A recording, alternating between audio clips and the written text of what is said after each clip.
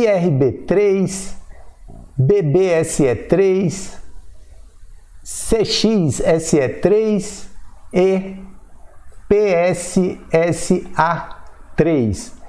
Essas todas são seguradoras que a gente vai conversar sobre elas em função do relatório de síntese mensal que é apresentado pela SUSEP. Essa síntese mensal é de maio, foi divulgada agora em julho e ela traz informações bastante interessantes para a gente entender um pouquinho desse mercado de seguros, que é um mercado bastante lucrativo.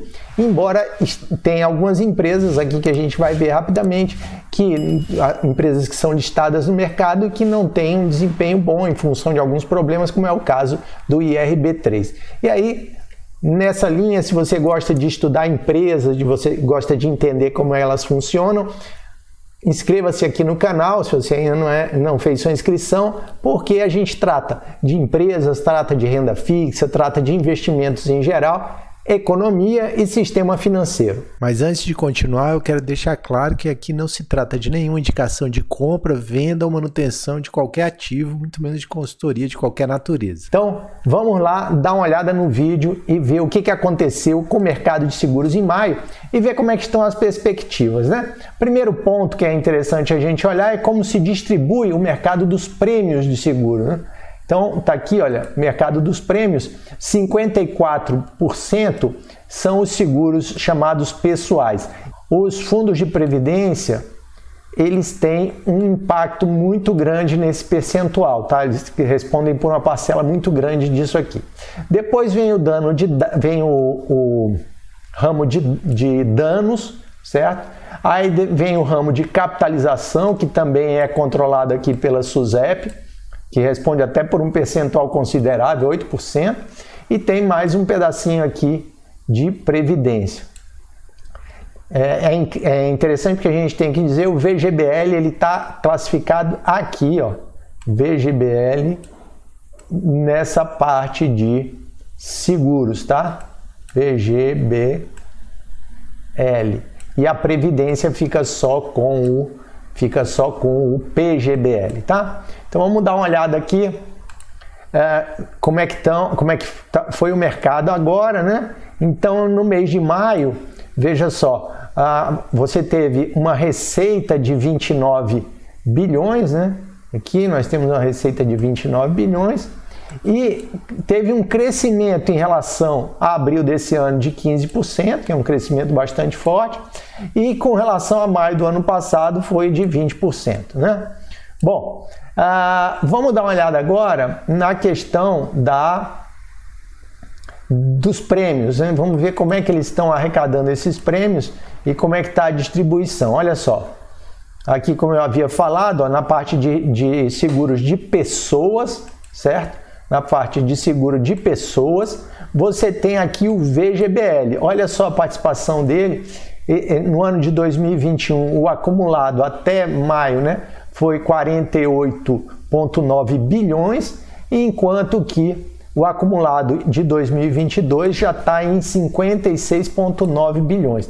Uma variação bastante significativa, né, de 16%, e ele responde por 71% do mercado. Então observe que isso aqui é uma operação muito mais financeira do que de seguro, mas ela é classificada aqui como seguro, tá?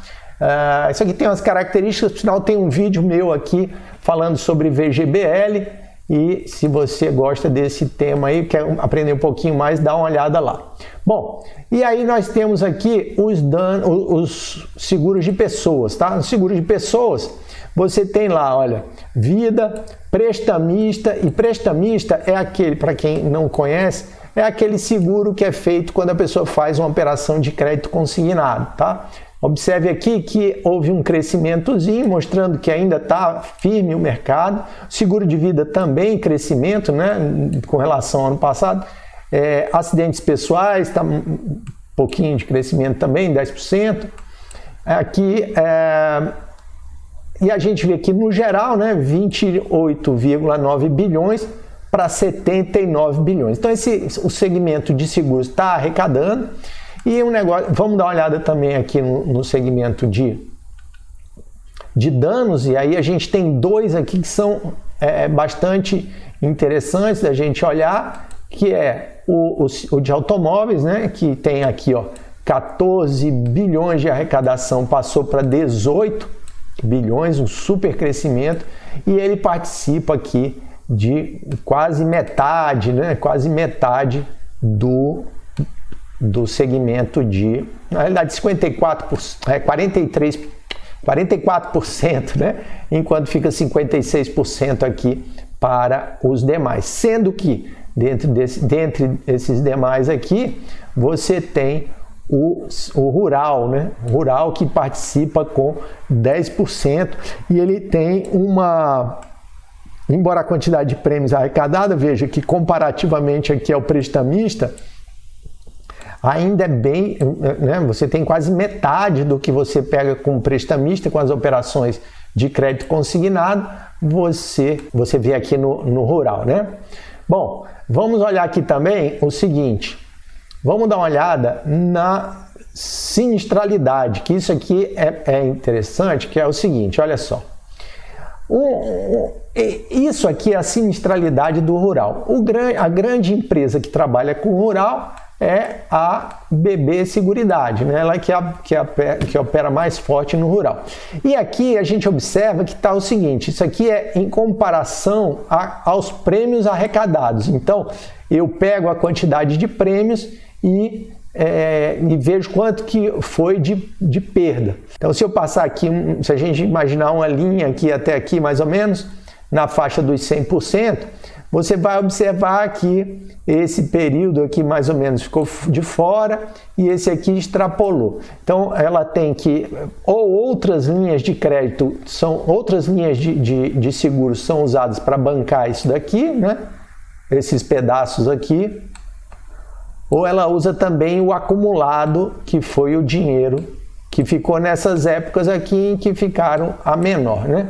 Obviamente, como eu falei, isso aqui é um percentual pequeno do total. O seguro rural, ele representa 10% do setor de danos, que representa 30% do total. Então, isso aqui é 3%, né? O rural representa 3% do setor como um todo, né?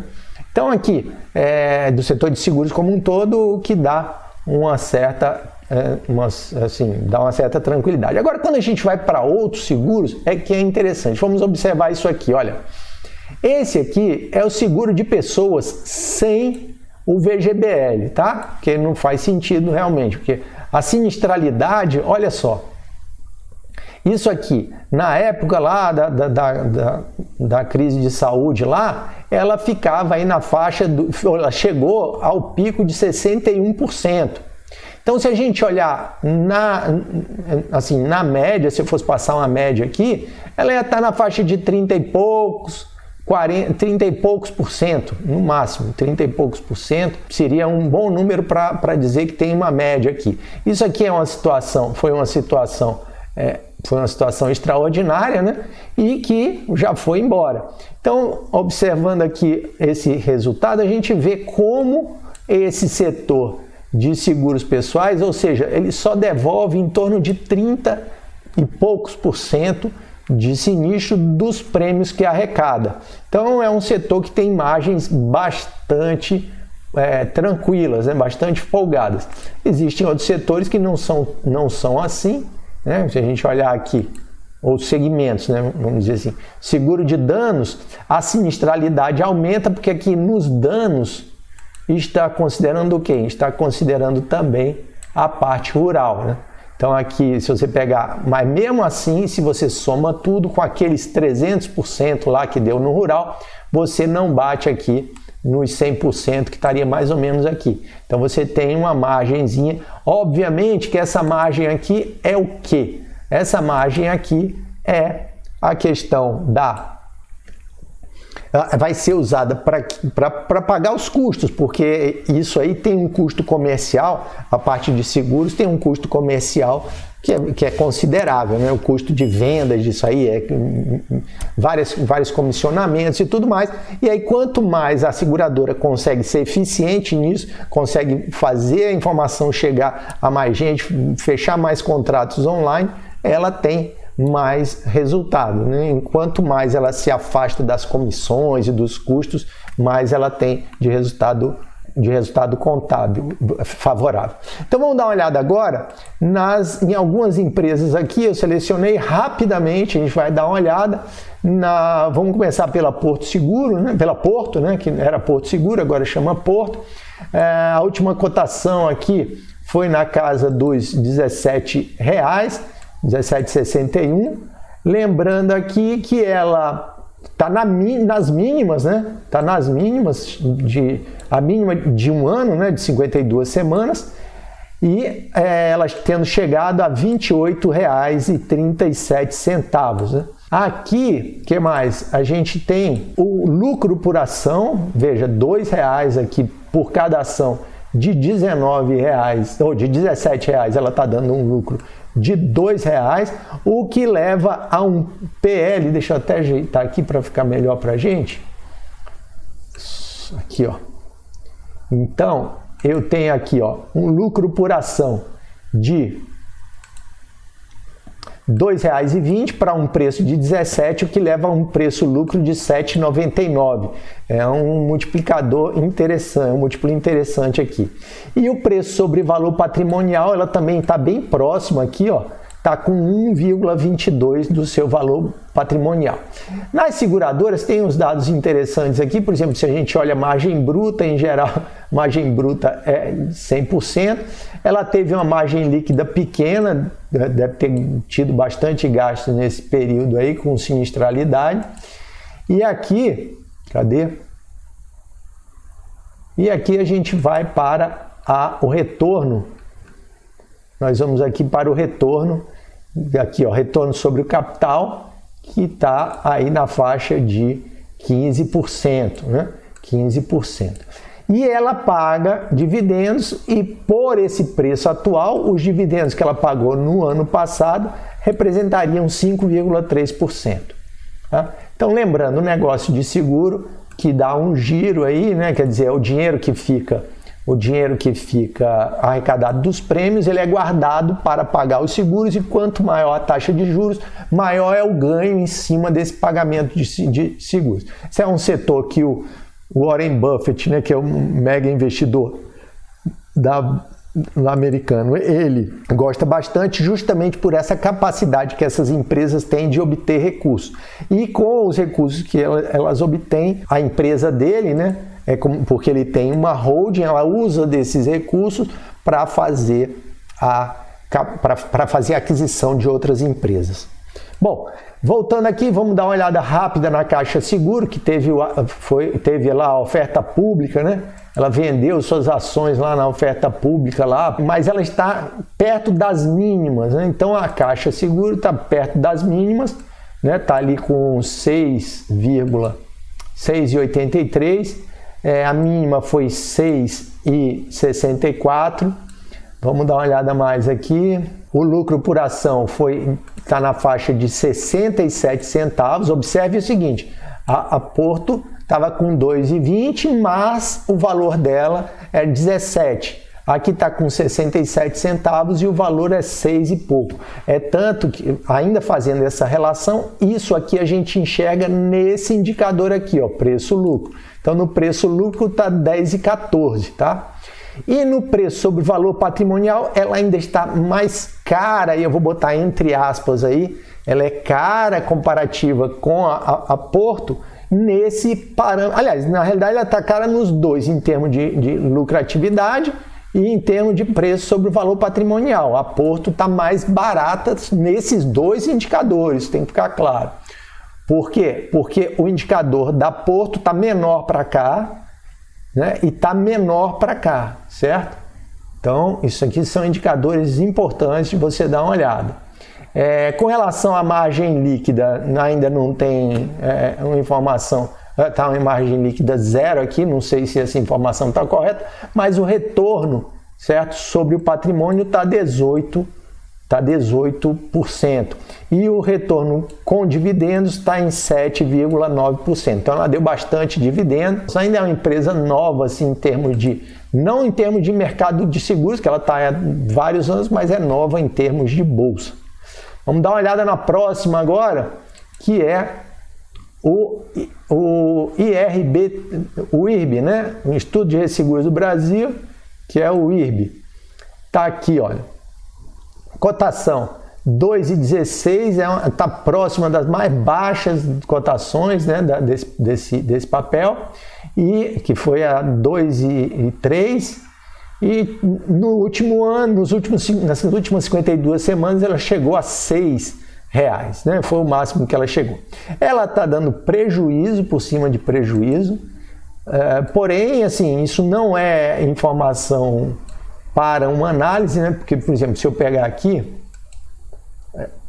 existem várias análises, em breve, de repente, eu faço um apanhado dessas análises aqui no canal, mas é uma empresa que está dando prejuízo, mas não tem muita razão para tal, lógico, tendo que pagar vários contratos que ela fez nos anos passados.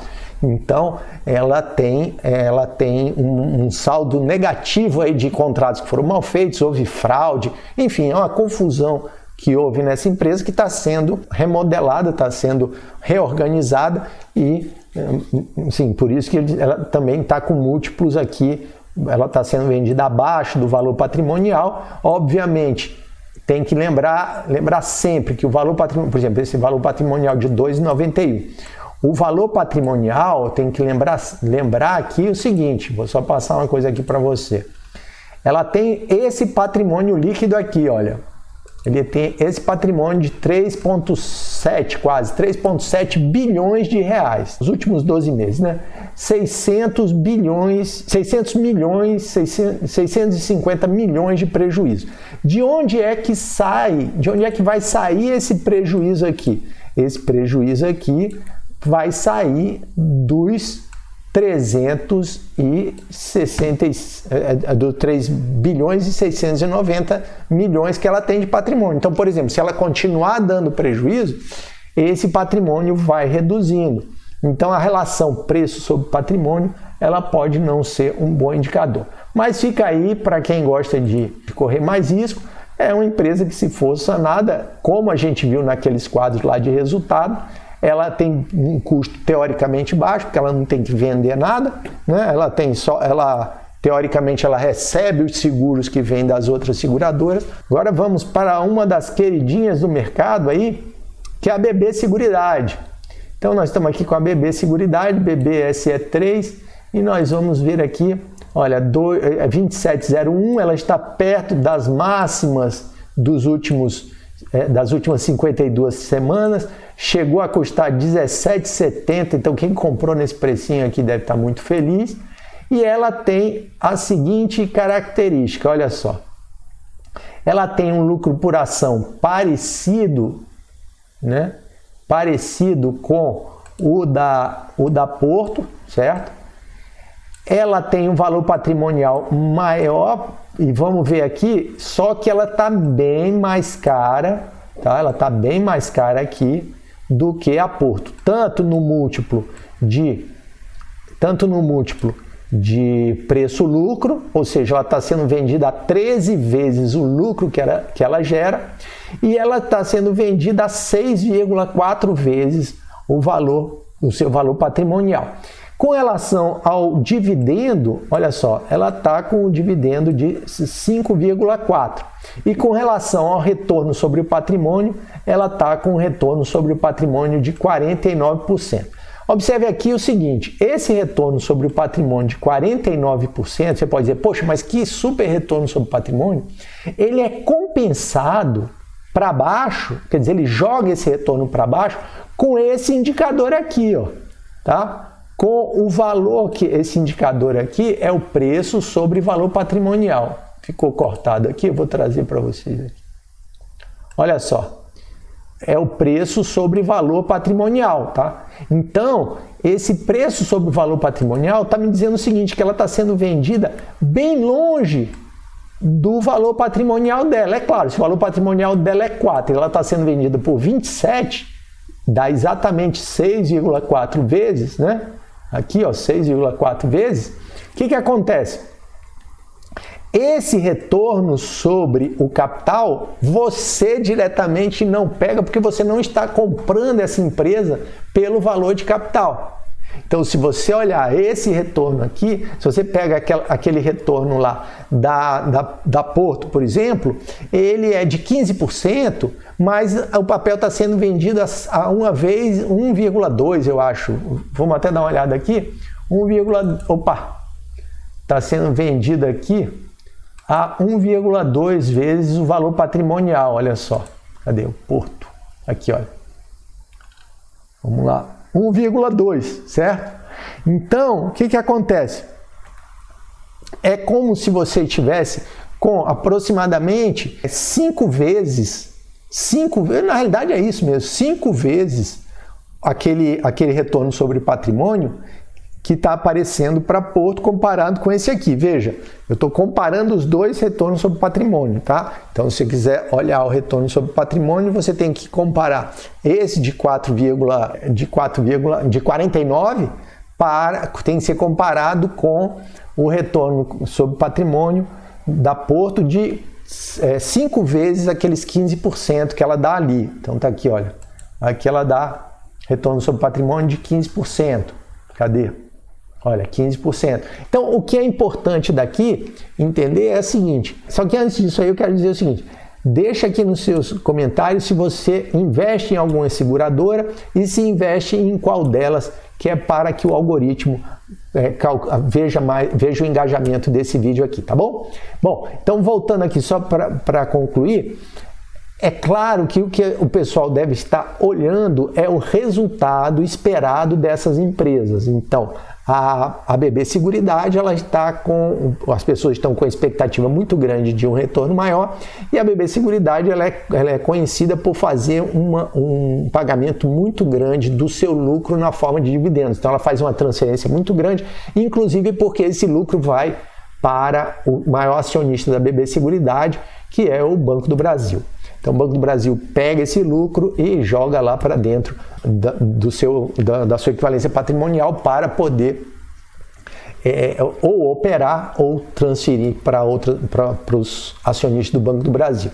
Então é uma fonte de receita muito grande do Banco do Brasil o resultado da BB Seguridade, que passa, como eu já falei, em torno de 80%, salvo engano, do que é de lucro. Então, estou dando uma passada geral, isso aqui não é nenhuma, como eu já falei, indicação de compra, de venda, manutenção de qualquer ativo. São informações que estão disponíveis na internet, sem juízo de valor. Não estou aqui, estou olhando os números friamente, fazendo uma comparação fria. Qualquer investimento que você for fazer carece de análise mais detalhada. Existe um monte de relatórios sobre todas essas empresas aí na internet, você vai descobrir. E antes de fazer qualquer investimento, eu aconselho que você estude bastante para entender como a empresa que você vai comprar vai passar a ser dono, como que ela vai funcionar. Então é isso. Se você gostou desse vídeo e ainda não é inscrito no canal, inscreva-se, marque o sininho de notificações, curte e compartilhe esse vídeo, que é para a gente se encontrar no próximo. Então, um abraço e até lá!